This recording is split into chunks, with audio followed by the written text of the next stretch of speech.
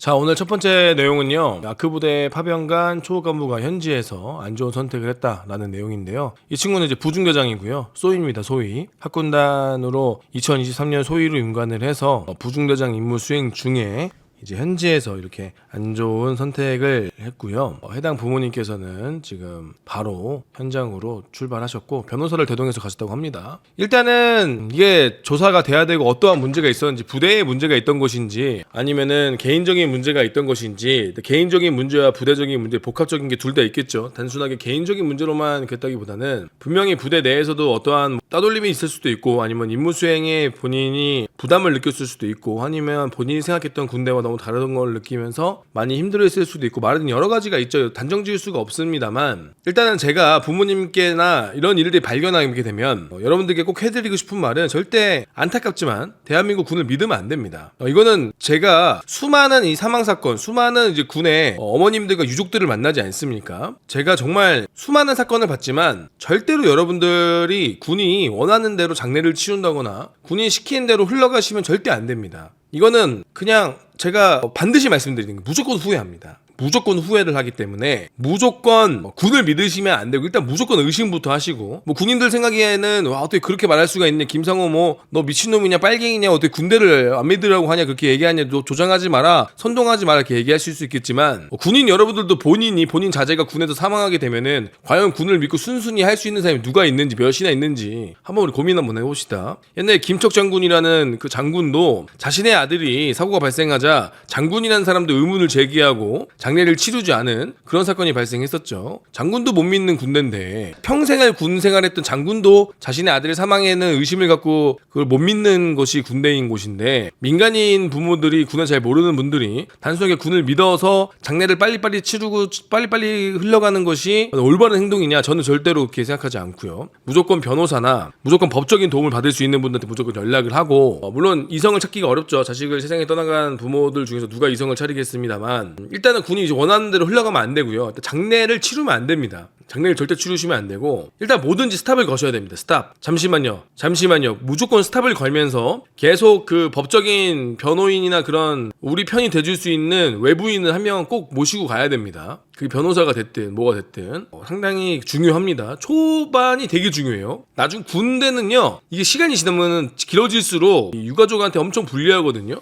초창기 때 초반에 무조건 하셔야 됩니다. 장례가 급한 건 아니에요. 장례는 나중에 천천히 해도 되는 거거든요. 물론 이제 가슴 아프고 마음 아프니까 빨리빨리 떠내보내고 산 사람은 살아야지 하면서 이제 잊어버리려고 하시는 부모님들도 많은데, 훗날 무조건 후회하십니다. 제가 지금까지 얼마나 수많은 유가족들을 만났습니까? 다 후회합니다. 절대로 그러시지 않았으면 좋겠고. 근데 이제 우리가 이 사건을 보면서 어떤 생각이 드느냐, 지금 초급 간부들 뿐만 아니라 수많은 간부들이, 제 주변에도 제가 한 달에 걸쳐서 아는 간부들도 이러한 일들이 꽤 많습니다. 뭐 뉴스에 안 나오죠. 제가 막 저번에 방송에서 얘기하지 않았습니까? 모부대 대위, 모부대 중위, 모부대 하사, 정말 수많은 일들이 지금 군에서 엄청나게 많이 발생하고 있는데, 대부분이 개인 사건으로, 개인의 그런 심적 불안감, 개인의 그런 문제로 몰아가면서 부대에는 잘못이 없는 것처럼 해서 쓱 넘어간단 말이에요. 그런 일로 뉴스에도 안 나온단 말이에요. 물론 사람 사는 그런 사회에서 개인이 그렇게 견뎌내지 못해서 개인 스스로가 그럴 수 있습니다. 조직을 떠나서. 그쵸, 우리 군은 너무 이런 일들이 많이 발생하거든요. 진짜로, 정말로. 그러면 우리가 스스로가 조직에 과연 무슨 문제가 있는지 조직 진단을 다 해봐야 되는 거고, 그리고 이런 데이터들 우리가 가지고 있는가, 병사들에 대한 신상관리에 대해서 데이터는 가지고 있는데, 간부들의 이런 우울증 데이터나 간부들의 이런 부적응의 데이터나, 그리고 간부들 중에서도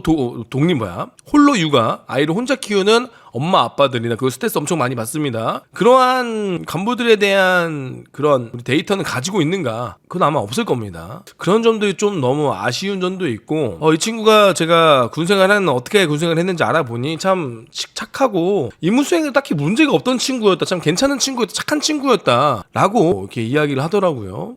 물론 이 개인이 견뎌내지 못하고, 물론 부대 문제가 아닐 수도 있겠지만, 혹시라도 누군가의 억울함이 나오지 않도록 꼭 부대에서는 많이 협조해 주시고 꼭 좋은 결과가 나왔으면 좋겠는데, 저는 개인적으로 그래서 우리 군에서 이렇게 사망하는 경우는 모든 인원들이 그냥 순직 처리를 하는 게 맞다. 어떻게든, 이유는 그렇지 않습니까? 군이라는 곳에서 갇혀 있고, 군이라는 곳에서 그런 공허함과 그 조직에 대한 현타, 그런 모든 걸 느끼기 때문에 부대 안에서 벌어지는 이런 사망 사고는 우리가 다 순직 순직으로 처리를 하는 것이 또 오히려 유가족들이나 세상을 떠나간 그 친구의 명예를 마지막으로 지켜주는 것이 아닌가. 단순하게 아니야 개인 잘못이지, 아니야 그 친구 개인의 잘못이야 라고 몰아가기보다는 분명 우리 조직에도 문제가 있으니까 복합적으로 발생한 게 있단 말이죠. 그러면 우리가 순직 처리를 그냥 병사든 간부든 군에서 벌어진 이런 사고는 순직 처리를 하는 것이 그렇게 어려운 일인가. 어차피 군에 와서 우리가 임무 수행하다가 뭐가 됐든 아무튼 세상을 떠나게 된 거 아니겠습니까? 그러면은 떠나간 친구의 명예를 생각하더라도 순직 처리를 해주는 게 다 맞지 않을까라는 생각도 저는 해봅니다. 물론 뭐 그게 남발하게 된다라는 말도 있지만 결국은 그 상대같이 젊은 친구들이 그러면 군이 내가 전역하겠습니다라고 했으면 당장 전역시켜줄 수 있는 곳이 아니지 않습니까? 그런 선택을 할 수 있는데도 그랬으면은 뭐 할 말이 없겠지만 우리가 그냥 순직은 처리를 해주는 게 맞지 않을까? 어차피 그만두지 못하잖아요, 원하에도. 그런 상황에서 그런 복합적인 게 분명히 걸쳐 있는데 단순하게 개인적인 책임으로만 몰고 가는 지금 이 태세가 과연 맞는가 고민이 좀 듭니다. 그리고 이 사건이 나오기 전 얼마 전에도 이런 사건이 또 있었습니다. 육사 출신인 또 소위가 전방부대에서 또 이렇게 안타까운 선택을 했습니다. 수색부대에 있는 친구인데 아마 소대장인 것 같아요. 전방부대에서 육사를 나온 소위가 육사 79기 소위가 이렇게 또 안 좋은 선택을 했다는 내용을 이렇게 또 있었습니다.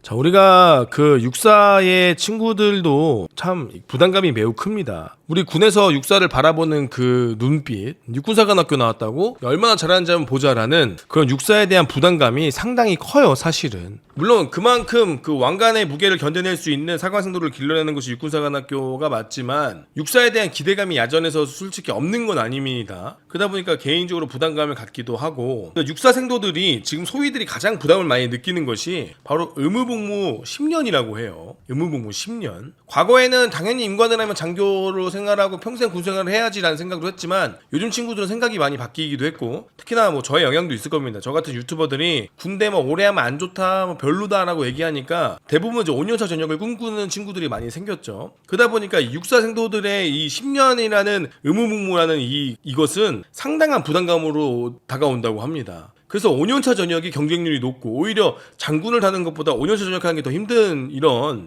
말도 안 되는 일이 지금 벌어지고 있고 전역하는 경쟁률이 또 오히려 성공하는 경쟁률 마냥 지금 서로 아픈 거를 내가 아파, 내가 어디가 더 아파, 내가 군생활 더 못해, 내가 군생활하기 싫어라고 서로 지금 자랑하고 있는 그러한 이런 안타까운 일들이 벌어지고 있는데 아무래도 육사 소위가 뭐 그것 때문에 그런 건 아닐 수도 있겠지만 육사 소위들에게 그 의무복무 10년이라는 그 책임감은 상당히 무겁습니다. 상당히 무겁고 상당히 부담이 될 수 있는 숫자거든요. 우리는 육군사관학교 말고도 3사도 있고 학군단도 있고 학사장교들도 있고 간부사관도 있어요. 그런 수많은 다른 군을 원해서 온 친구들도 있는데 왜 육사에게만 전역을 막는가?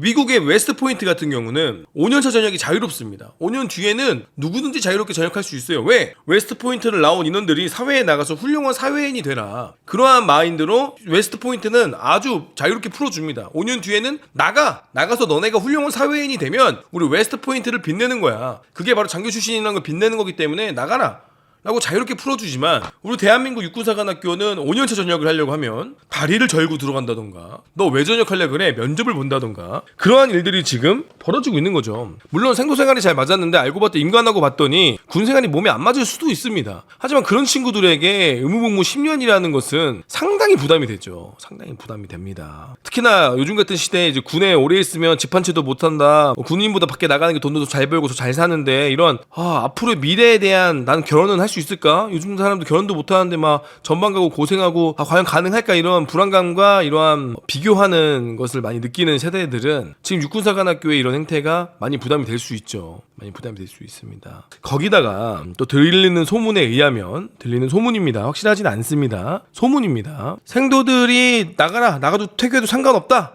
라고 육사에서는 이야기하지만 이 친구들이 편입을 하고자 1, 2학년 맞추고 편입을 하고자 성적증명서를 떼가지고 막 하려고 하면은 너 성적증명서 왜 떼? 너 편입하려고 그러지? 하면서 안 내보내려고 한다거나 뭐 상금을 저질러도 퇴교를 안 시키려고 한다거나 약간 편입을 방해한다거나 그러한 일들이 벌어지는 것이 소문으로 나와 있다고도 합니다. 아무튼 이번에 이러한 6479기가 세상을 떠나게 됐는데 우리가 육군사관학교 이 소위들의 부담감이라는 것도 한번 조사를 한번 해봐야 된다. 과연 육사 소위들이 느끼는 부담감은 과연 무엇인가? 그러면은 그 부담감으로 오는 것을 우리가 보완해 주려면 어떻게 해야 되는 것인가? 최소한 육군사관학교를 나왔는데 내가 원해서 전역을 한다 그러면 전역을 시켜주는 게 맞죠. 우리가 병사들의 의무복무를 18개월로 줄여준 것처럼 육군사관학교도 5년차의 전역을 자유롭게 풀어주고, 그리고 3사관학교도 6년 의무복무가 아니라 2년 동안 수혜를 받았으면 2년의 수혜를 받은 그 기간 최소한 뭐 4년이나 5년으로 맞춰주는 것이 맞고, 의무복무를 학군단도 의무복무를 줄인다고 얘기하고 있지 않습니까? 우리 다 같이 의무복무를 좀 줄일 때가 됐다고 좀 생각이 듭니다. 아무튼 육군사관학교가 왜 육사만 남아야 하는가, 왜 꼭 육사가 남아서 그 장군을 받으려고 하는 거 아니겠습니까? 그 기수가 이어져서 이 스스로 자체가, 이 우리 육군의 이 마인드 자체가 육사만 장군을 달아야 된다, 육사만 높은 곳에 올라가야 된다라는 그 마음속에 있는 그 마음 때문에 후배들을 못 내보내는 것이 아닌가 라는 생각이 듭니다. 육사가 대가 끊기면 어때요? 그 병과에서. 그럼 다른 출신들이 잘하는 친구들이 진급을 하겠죠. 꼭 육사여야만 하는 겁니까? 그건 아니잖아요. 왜 육사를 전역을 안 시키는가? 왜? 그 이유는 육사여야 하니까. 그 자리에는 육사가 가야 하니까 육사를 전역을 안 시키는 거죠. 이 스스로가 전역을 안 시키는 것 자체가 사실 자세히 보면 이것도 하나의 카르텔을 조성하기 위한 밑거름인 겁니다. 아무튼 육사 5년차 전역의 기회를 모두에게 주어져야 한다. 그리고 막지 않아야 된다라는 것이 또 저의 생각입니다. 육사 3사 모두, 육사 3사 학군 모든 장기자들 말씀을 드리는 겁니다. 전역을 원하는데 전역을 안 시켜주는 건 도대체 이게 무슨 의미가 있겠습니까? 여러분들 아르바이트생들이 사장님 저 이번 달에 그만둬요 라고 하면 저는 당장 그만두라고 합니다. 왜? 이미 마음이 떠난 친구가 과연 잘해주겠습니까? 우리 가게를? 물론 이번 달까지 잘 마무리하고 가겠습니다라고 말하는 친구들은 대부분 마무리를 잘 하는데, 이미 마음 떠난 친구들에게 우리가 그럼 어떤 임무를 시킬 수 있는가? 이미 마음 떠나고 이미 나갈 준비, 머릿속에 그런 생각을 하고 있는 친구들한테, 자, 그런 친구들은 시원하게 내보내주고 열심히 하려는 친구, 잘하려는 친구들한테 우리가 더 진급의 기회를 더 주는 것이 맞지 않을까요? 여러분들 생각은 좀 어떠한지 한번 다 같이 고민해보는 시간을 가졌으면 좋겠습니다. 또 재미난 내용이 있어서 한번 보여드리도록 하겠습니다. 자, 왔어요. 혜택 비용 왔습니다. 자, 줄 수 있는 게 군수라이팅밖에 없다. 가진 거라고 혜택 비용밖에 없다. 다시 한번 찾아온 혜택 비용. 자, 보도록 하겠습니다. 이것은 바로, 자, 골라 학군단 오세요. 학군단 오면은 8,680. 자, 학군단 오면은 8,068만원, 월 평균 288만원입니다. 자, 왔어요. 하사가 280만원인데, 장교는 288만원입니다. 자, 병사 18개월하고 비교하고 있습니다. 자, 또 혜택 비용 나왔죠. 자, 한번 보도록 하겠습니다. 자, 장교는 28개월 기준하는데, 8,618원. 8천만원이 넘는다고 하죠. 자, 중요한 건 뭡니까? 병사는 18개월입니다. 병사는 18개월. 우리는 28개월인데 8천만원인 거예요. 그러면은, 우리 몇 배 하는 거죠? 2배까지는 아니지만 1.5배 하는 거니까 1.5배 하면 그 정도 많다. 비교하려고 이렇게 한 거죠? 똑같이 18개월로 해야 되는데 그것이 아니라 어떻게 최대한 많아 보이려고 28개월 내 우리가 2,400을 또 하는 겁니다. 자, 봅시다. 자, 봉급 나오고요. 직급 보조비 나오고요. 시간의 근무수당 월 28시간 기준이고요. 그만큼 야근을 하는 건데, 병사들보다 더 야근을 하는 건데, 이것도 우리 혜택 비용으로 넣어버렸죠. 영예급식비, 여러분들 영예급식 받으면 밥 사 먹죠? 자, 이거 돈 더 나옵니다. 이거 마이너스 하는 거예요, 실제로는. 자, 연가보상비 다 받을 수 있습니까, 여러분들? 병사들 휴가 안 가나요? 독하다 독해! 아무튼 이렇게 또 우리 고등학생들한테, 야, 이거 봐라 하면서 야바위 하듯이, 자, 골라 여기서. 자, 1번 카메라, 2번 카메라, 자, 알겠습니다. 골라 하면서 눈탱이 밤탱이 치는 거죠, 지금. 거의 야바위다, 야바위. 혜택 비용 야바위야. 이거 눈 뜨고 코 베이는 거죠. 거의 뭐 용팔이야. 용팔이. 자, 보세요. 자, 이거 그래픽카드 꽂고, SSD 꽂고, 자, 200만원이에요. 네? 무슨 200만원이야? 내가 아까 설명해 줬잖아. 자, SSD 꽂고, 그래픽카드 꽂고, 램 꽂고, 32기가 꽂고, 하니까, 조립비까지 해서 280만원이라니까? 예? 저 괜찮아요. 손님, 좀 난 장난하는 거 맞을래요? 예? 거의 뭐 순식간에 돈이 불어나죠? 뭐 거의 뭐 용팔이 눈팔입니다, 지금. 다 간부도 이거 보고 어떻게 합니까? 이거 보면 개소리야. 자, 우리 봐봐. 병사들은 실제로 받는 실수령액이고, 우리는 세금을 더한 금액이야. 병사들이 받는 건 실수령이야. 우리는 실수령이 아니야. 자, 소위 여러분, 중위 여러분, 자, 288만원 받은 적 있으십니까? 평균 월에? 여러분도 있어요? 세금을 더한 금액과 세후 금액을 얘기하는 게 자체가 일단, 이거 지능이 부족한 거, 애들 놀리는 거야. 애들은 모르잖아, 세금에 대해서. 고등학생들은 모르지 않습니까? 세상에 어떤 비교를 새 전과 새 후를 합니까?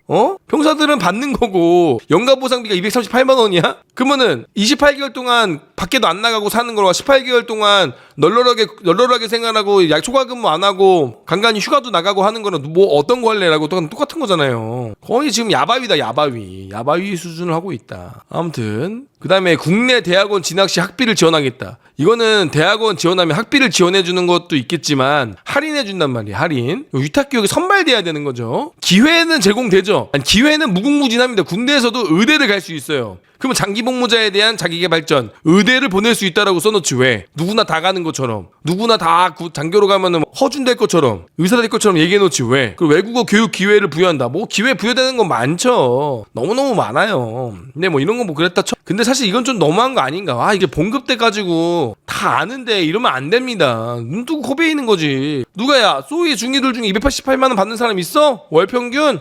이제 고등학생들 이런 거 하잖아? 대학생들이 이런 거 하면 나한테 찍어서 보내줘. 형 이거 보세요. 또 학군단 누구 지원하라고 뭐 소령분이 오셨는데 거짓말해요라고 애들이 나한테 제보한다니까. 애들 이제 안 속아요. 여러분들 이제 안 속아. 그만해. 차라리 그냥 여러분들 제발 와주세요. 무릎 꿇고 빌어. 여러분들 진짜 군대 좋은 직업입니다. 지금 약간 대우가 많이 부족하지 많이 좋아지고 있습니다. 같이 대한민국을 지켜낼 장교 부사관 여러분들을 모집하고 있습니다. 많이 도와주십시오. 하고 무릎을 꿇어버려 그냥.